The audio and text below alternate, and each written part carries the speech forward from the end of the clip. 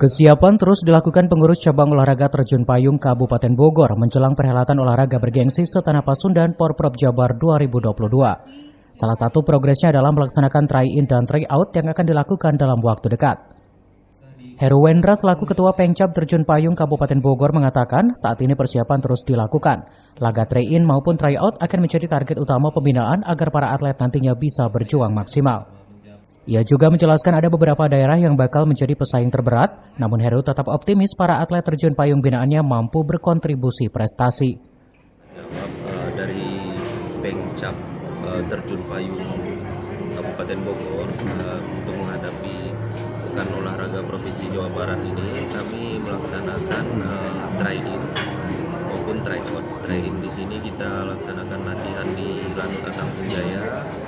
Biasa kita laksanakan latihan rutin, lebih kurang 1 bulan itu kita laksanakan sekitar 4 sorti ataupun 4 kali penerjunan rutin di tiap bulan.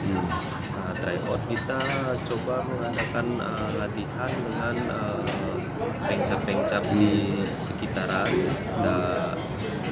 lomba bersama, istilahnya saling mengadu kekuatan secara tidak langsung untuk mengetahui kekuatan lawan itu sendiri. Berapa atlet? Di Pengcap Terpa Kabupaten Bogor kita menyiapkan 5 peterjun, 3 putra dan 2 putri. Dari Kabupaten Bogor, Cevi Suryadi melaporkan.